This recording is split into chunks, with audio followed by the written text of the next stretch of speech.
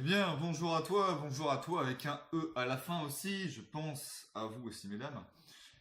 Aujourd'hui, je veux te parler de l'actualité, je veux te parler de mon décryptage à moi, je t'ai pris quelques actualités, on va essayer d'en parler, et je vais t'aller dans des recoins que jusque-là tu ne doutais même pas existaient, peut-être en tout cas. Sois curieux, viens titiller ta curiosité parce que ça va swinger. Alors, première actualité que j'aimerais parler avec toi, c'est cette histoire d'observatoire solaire, comme tu t'en doutes, enfin comme tu as peut-être suivi dans les médias. Bon, si tu ne suis pas les médias, c'est pas grave, je suis là pour t'expliquer ce qu'il se passe, viens avec moi. Eh bien, un observatoire solaire a subitement fermé ses portes il y a quelques jours maintenant, c'était le 6 septembre 2018. Et le FBI, si tu veux, enfin, pour te resituer l'histoire, ça se situe aux États-Unis, au Nouveau-Mexique. Le FBI a débarqué dans les locaux de cet établissement, a dit aux employés, les gars, vous voyez la porte, eh bien vous vous dirigez vers la porte. Ils sont ramenés quand même avec le Black Hawk, ce qui est enfin, l'hélicoptère là énorme. Donc gros business dans l'air, qu'est-ce qui se passe? Les médias se sont affolés, la toile s'est affolée, toutes les théories ont fuité, enfin je veux dire, ça a fait zouker pas mal de monde, ça a parlé, ça a fait jaser. Moi, j'ai essayé aussi d'en savoir plus. Je veux comprendre ce qu'il y a derrière cette affaire. On va surtout ici spéculer. On va pas essayer de raconter. Enfin, je vais pas te dire j'ai la vérité. On va essayer peut-être de comprendre. Alors, cet observatoire solaire là, déjà, faut se comprendre où il est situé exactement.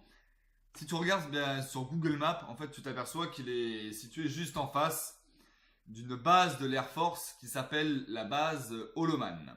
Donc, si tu connais, ben, si tu suis l'actualité, enfin, l'histoire un peu ovni extraterrestre, ben, tu sais que cette base-là, elle a beaucoup d'histoire. Avec des présidents, le président Eisenhower, des accords qui avaient apparemment été signés avec les extraterrestres, enfin, avec les sociétés galactiques, moi je préfère ce terme-là. Ne t'arrête pas, ne change pas de vidéo juste parce que je viens de dire le mot extraterrestre ou société galactique. Reste avec moi si c'est pas le sujet de cette vidéo là. Mais il y a de l'histoire dans cette base Air Force là, de l'US Air Force. Donc ça c'est un point que j'ai rarement vu dans les médias en parler. C'est quand même assez bizarre, bien que à quelques kilomètres de là, juste dans la lignée, eh bien, il y ait cette base Air Force. Donc une théorie pourrait dire, eh bien, peut-être qu'il y avait de l'espionnage dans l'air, peut-être que c'était une couverture, cet observatoire solaire-là. Peut-être, eh bien, qu'il y avait des systèmes de communication, peut-être qu'il y avait des données à récupérer. Parce que qu'est-ce qu'on voit là? On voit quand même un mouvement de panique. Enfin, je veux dire, cette histoire-là aurait pas fuité dans les médias si les gens qui voulaient faire en sorte bien que ça reste caché, que ce soit une histoire qui, hop, hop, terminée, on fait ça en scred. Là, c'est pas le cas. Là, les mecs, ils ont débarqué avec les gros moyens. Ils t'ont dit à tout le monde, les gars, dégagez, aucune explication. Donc, qu'est-ce qu'il se passe? Qu'est-ce qui se passe? Donc, une théorie, ça a été de dire, parce que comme cet observatoire est un observatoire solaire, donc étudier les comportements du soleil, eh bien, ça a été de dire, ouah, bah, il se passe quelque chose sur le soleil aussi, peut-être. Il se passe quelque chose sur le soleil, on n'est pas au courant. Les caméras, en fait plusieurs caméras, 7 observatoires si tu veux, 7 caméras ont été éteintes aussi au même moment dans les heures qu'on suivi, donc ce qui est encore, ouais, c'est un fait étrange. C'est pas un fait, comment dire, qui est notamment naturel, si tu veux. Ça arrive pas tous les jours, ce genre de truc-là. Donc qu'est-ce qu'il s'est passé? Alors, il y en a beaucoup qu'on dit, ouais, c'est une tempête géomagnétique, il se passe des choses, là, le soleil est en train de péter un câble. Cette théorie-là, pour moi, je ne pense pas qu'elle soit valable dans le sens où euh, on est au courant, si tu veux. Il y a d'autres observatoires, il y a d'autres établissements qui regardent l'activité du Soleil et qui regardent notamment l'activité magnétique. Il y a plusieurs sites. Je te mettrai, si tu veux, des sites dans les liens pour que tu ailles voir, pour que tu ailles faire tes recherches.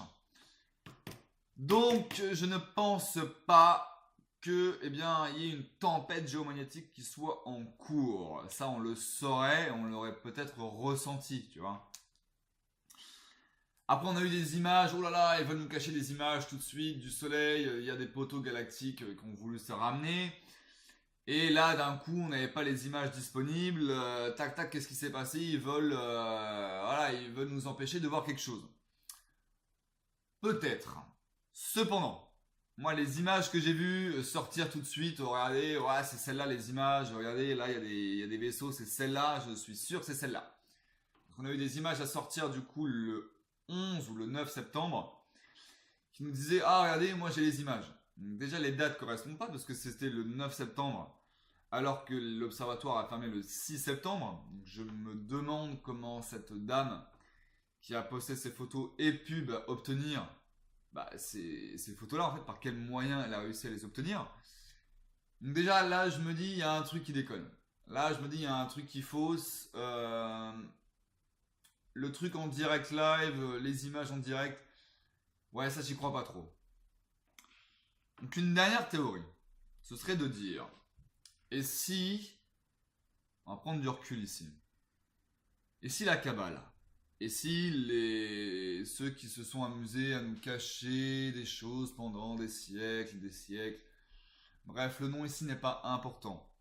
Mais si des gens étaient peut-être en panique, s'il se passait des mouvements, on va dire, du contre-pouvoir, de l'alliance, si tu veux, qui essaierait de mettre la main sur toutes les données à l'heure actuelle que la Kabbale a dans sa poche, dans ses plusieurs sacs.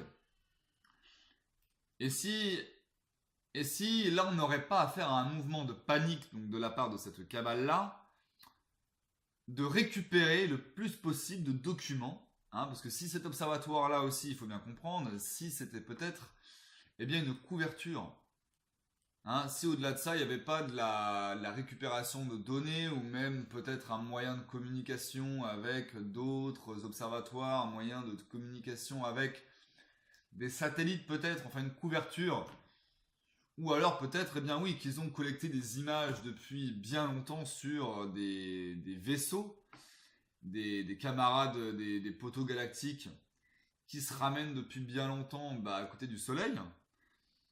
Et que, d'un coup, d'un seul, ils ont voulu récupérer toutes ces données-là. Parce que qu'est-ce qu'on voit? On voit quand même un mouvement assez rapide d'exécution. Quelques instants, hop, toutes les caméras ferment, hein, hop, pas d'explication. Donc oui, il y a un mouvement de panique parce que cette histoire-là a fuité dans les médias et ça a fait beaucoup jaser. Donc je trouve ça, moi personnellement, une belle histoire mine de rien, parce que ça fait parler, ça fait se reconcentrer notre attention sur le soleil, qui est capital pour notre réveil à l'heure actuelle. Le soleil est en train de passer par un nouvel état quantique. J'en reparlerai de cette histoire-là. Mais oui, le soleil est en train de péter un câble, donc ça recentre aussi notre attention sur peut-être des poteaux galactiques, sur le phénomène alien, même si j'aime pas trop le terme. Je préfère nos potes galactiques, hein, je trouve ça beaucoup plus sympa. Et donc voilà, cette histoire, elle a quand même des retours qui sont plutôt positifs, je trouve, pour notre conscience collective, si tu veux. Donc, voilà, je pousse tout le monde à utiliser du discernement, à prendre un peu de recul, si tu veux.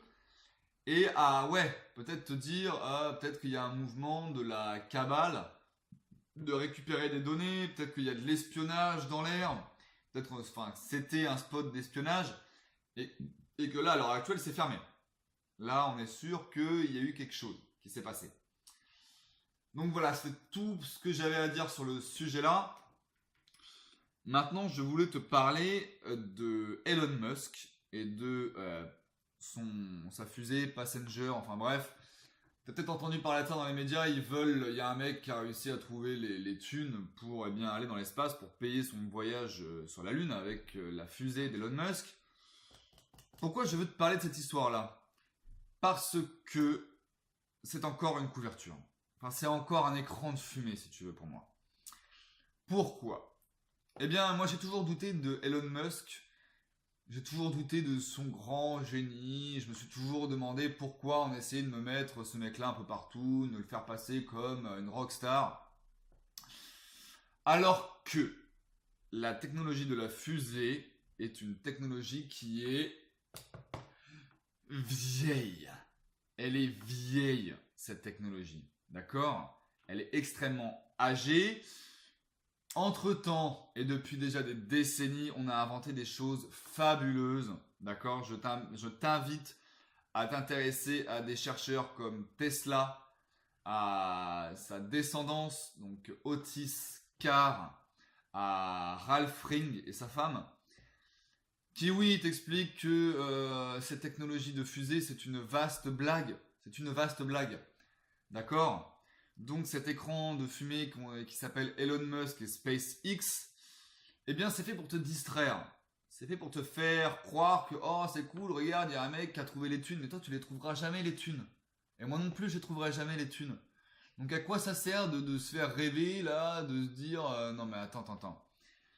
C'est voilà, c'est encore tu vois, tiens prends ça, prends cette petite part de gâteau là que tu pourras jamais manger, évidemment. Mais que voilà, ça te fait des étoiles plein les yeux. Oh, regarde, il va dans les étoiles, il va peut-être voir la lune. Bon, déjà, à mon avis, il y a de grandes chances qu'il y aille jamais, ce monsieur-là, parce qu'il y a déjà beaucoup de monde là-haut. Ah, oui, je viens de le dire, Là encore, je vais pas ici rentrer profondément dans ce sujet-là, ce sera d'autres vidéos, mais pose-toi des questions sur ce qu'il se passe là-haut. Et laisse ton esprit être curieux, être imaginatif et aussi regarder les témoignages de ces lanceurs d'alerte.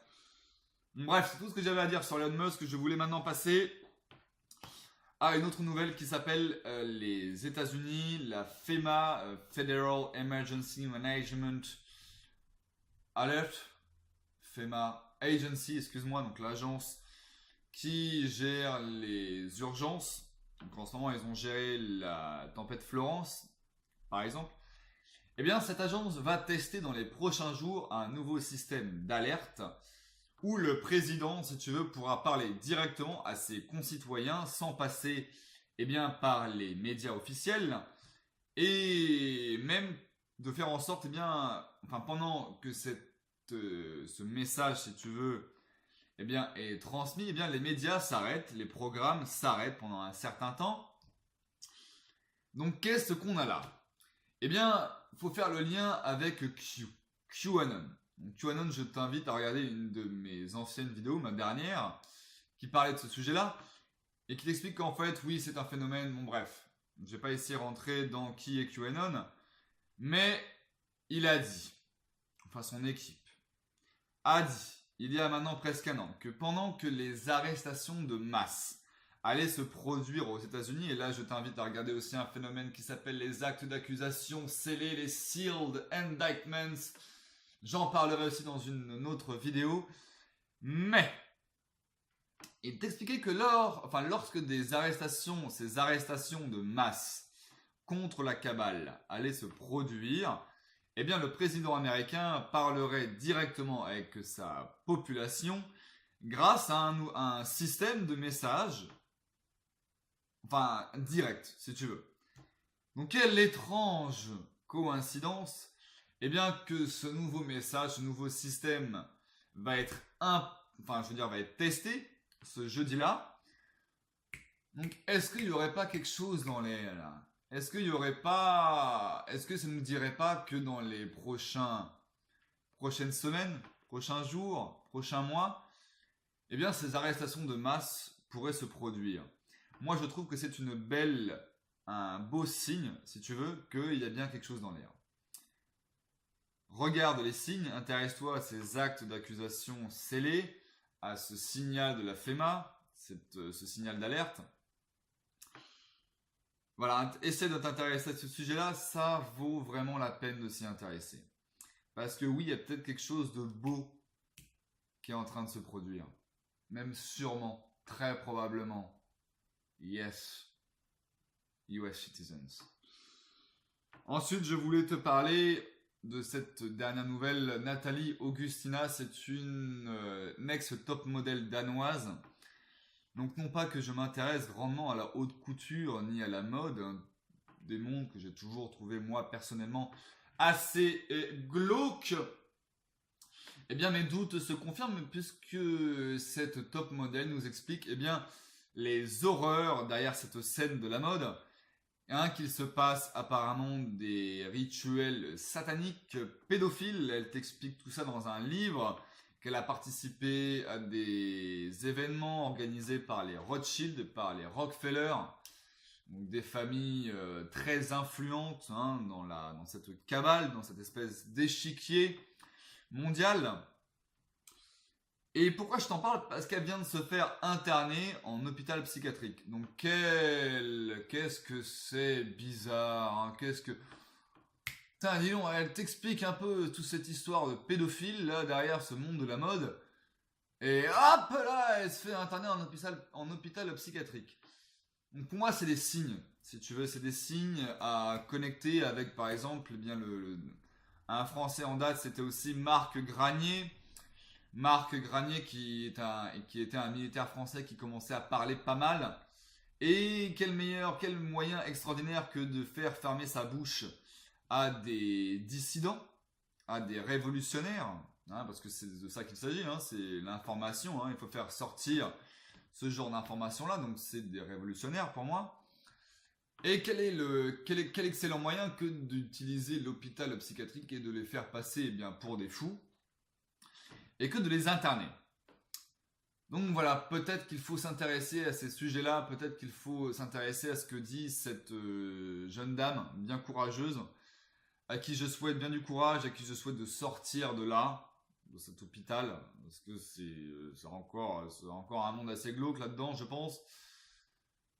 Donc voilà, c'était à peu près tout ce que moi je voulais te faire parler avec toi. J'espère que ça t'a plu, j'espère que mes analyses partent pas trop loin pour toi. Si c'est le cas, c'est pas grave, au moins ça te fait réfléchir sur d'autres sujets. Je te souhaite encore bon courage dans tes recherches, dans tes propres recherches à toi. Je te dis bon éveil, bonne journée, tchuss.